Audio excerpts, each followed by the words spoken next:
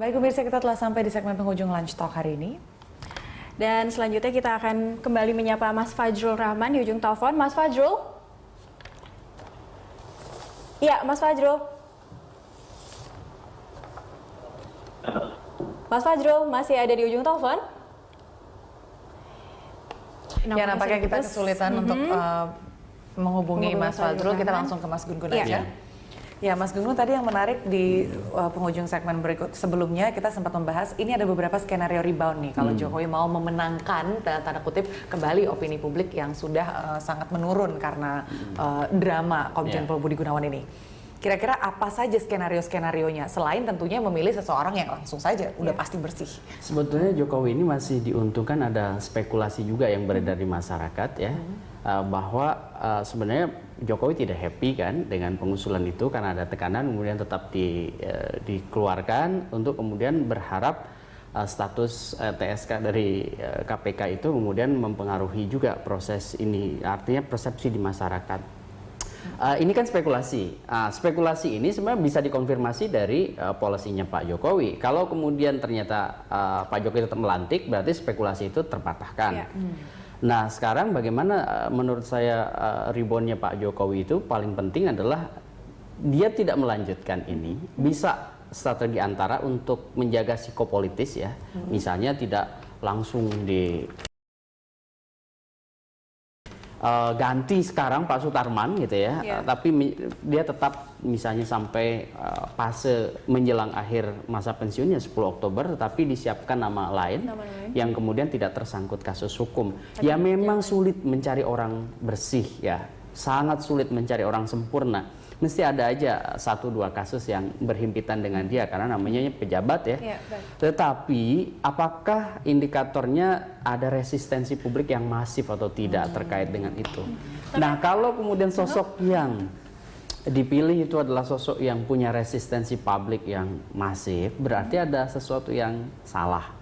Salah itu legal formalistik di wilayah hukum pengadilan, inkrah putusan, atau salah ada identifikasi yang kemudian publik tentu sudah melakukan banyak investigasi seperti teman-teman ICW, teman-teman pegiat ya, aktivis anti korupsi, kan mereka tahu punya track record termasuk juga data dari PPATK dan KPK.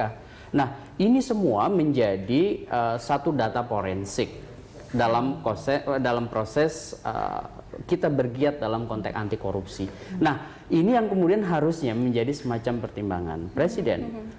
Bagus kalau bagi Presiden tidak melanjutkan ini, kemudian dia mencoba untuk mencari ruang verifikasi sejumlah orang yang mungkin 1 atau 2 komjen baru bintang 3 yang bisa diproyeksikan menjadi Kapolri. Nah, kalau kemudian tetap memaksakannya agak repot ya. Nah, ini terakhir juga, apakah nantinya akan ada dampak bagi Jokowi saat Jokowi mengeluarkan kebijakan-kebijakan lain? Oke, ini udah catatan pertama, bisa dikatakan mengecewakan masyarakat ya, seperti itu. Apakah nanti akan ada dampak terhadap kebijakan Jokowi yang lainnya? Kalau Jokowi tetap melantik, ini pasti akan menjadi bola panas yang terus menggelinding. Taruhannya adalah partisipasi masyarakat tidak akan mendukung. Jangan abaikan masyarakat berperhatian meskipun jumlahnya plus minus 15% dan kelompok elit yang mungkin plus minus 5%. Jangan masyarakat awam pada umumnya yang lebih banyak persentasenya, tetapi kelompok berperhatian atau attentive public dan elite opinion ini mempengaruhi ruang opini ya, karena mereka opinion maker. Termasuk mereka menjadi fasilitator antara elit dengan masyarakat. Nah, kalau kemudian mereka sudah bergerak, ini agak bahaya. Kenapa? Karena akan jadi inisiasi yang sifatnya masif untuk tidak mempercayai apapun yang dilakukan oleh Jokowi. Saya agak menyayangkan karena Pak Jokowi itu waktu kampanye tagline-nya bagus banget, filosofis banget, komunitarianism perspektif, ya, kekitaan. Jadi kekitaan yang dibangun itu kan harusnya tidak sesuatu yang artifisial aja, baju, ucapan, omongan, retorika, tapi juga kebijakan. Nah, sekarang saatnya menagih janji Jokowi karena ini bukan masa kampanye, tapi ini masa memerintah. Kalau dia partainya sebagai ruling party PD Perjuangan dan mitra koalisinya, itu tidak menjaga Jokowi, maka yang harus menjaga Jokowi adalah masyarakat. Masyarakat. Saatnya menjaga Jokowi. Jangan sampai opini publik ini berujung mosi tidak percaya seperti yang Jangan sampai Pak Jokowi juga salah langkah lagi. Cukup sekali ini di 100 hari pertamanya, dan masyarakat terus mendukung dan mengawal kebijakan Jokowi lainnya. Baik, ini. Terima kasih Mas Gun Gun atas hadirannya, dan Mas Fajrul Rahman, terima kasih juga telah bergabung lewat sambungan telepon bersama Lunch Talk. Kami akan kembali pemirsa usai jeda berikut.